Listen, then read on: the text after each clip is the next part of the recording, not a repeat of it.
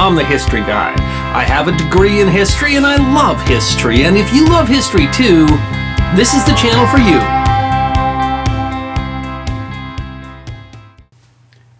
Around 1235 AD, on the banks of the Niger River, a great battle was fought between two successor states of the fallen Ghanaian Empire. And victory in that battle would give rise to an empire that would last 400 years. One of the wealthiest empires in history, would eventually at its height cover 500,000 square miles and include tens of millions of people. And yet, because this occurred in pre-colonial Africa, we have very little record. Just oral history, that thin reed that connects us to a nearly forgotten past and tells us of a great battle that spawned a magnificent empire. History that deserves to be remembered. While there are some scattered records of the Malian Empire, the story of the battle that birthed the empire exists only in a poem told by the griots, the storytellers of West Africa, the African versions of Homer, in the great epic poem, the Sundiata Keita. According to the poem, the king, Magam the Handsome, was visited by a soothsayer who told him that if he would marry an ugly woman, that she would bear him a son who would one day be a great king.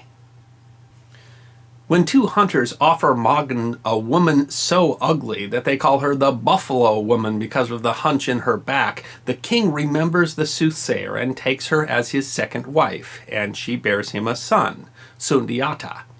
But when the king dies, it is the son from his first wife that becomes king, and he is so jealous of Sundiata that he mistreats Sundiata and his family, and Sundiata, his mother and sisters, are forced to go into exile.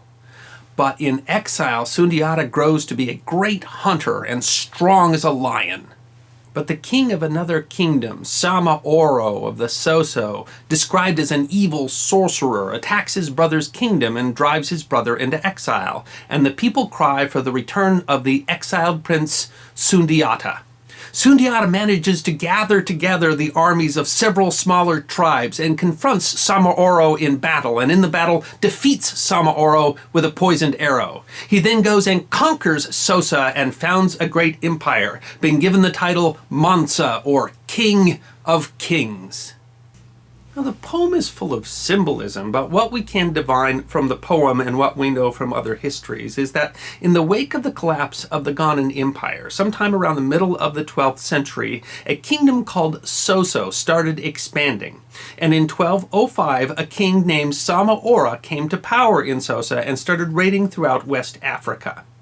Now, in 1234, an exiled prince from a much smaller kingdom called the Kaniaga led a coalition of city-states to retake his kingdom, and then in 1235 to lead the combined armies in a battle against Samaoro called the Battle of Kirina. Samaoro is defeated and he disappears, possibly killed in the battle. But Sundiata continues on to defeat Sosa and found the Great Empire of Mali. It is difficult to overstate how extraordinary this new empire was. Governed as a confederation of kingdoms where multiple kingdoms got to select their representatives to the High King's court, it would eventually cover more than 500,000 square miles, all of West Africa from south of the Sahara Desert to the rainforest, including the great highway of commerce, the river Niger. East to west, it went from the coast to the great bend in the river, so large that it said that if you started walking from the coast, you would walk 8 months before leaving the empire. In its day, it was only exceeded in size by the Great Mongol Empire. And it was unbelievably rich. It had copper mines. It was the end of the salt caravan trade, but it had gold mines so rich that nearly half of the gold in the old world came from those Malian gold mines. When the king of Mali went on the Hajj, the great pilgrimage to Mecca in 1324, he spent so much gold that he devalued currency throughout the continent. He was, by some calculations, the wealthiest person in all of history. And among all of its other things, the great kingdom included the huge city of learning and trade called Timbuktu, larger than London in its day.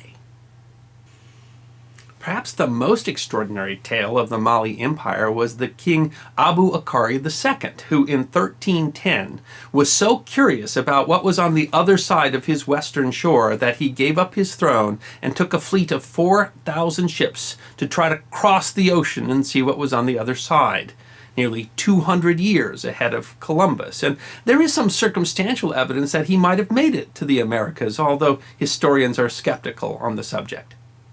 The Great Malian Empire was the first of the West African empires to draw the attention of both Europe and the Islamic world, and through its extensive trade, it impacted not just the whole African continent, but all of the known world with its art and its architecture and its amazing wealth. And while the empire would start to decline by the end of the 14th century, the empire would still be around clear till the middle of the 1600s.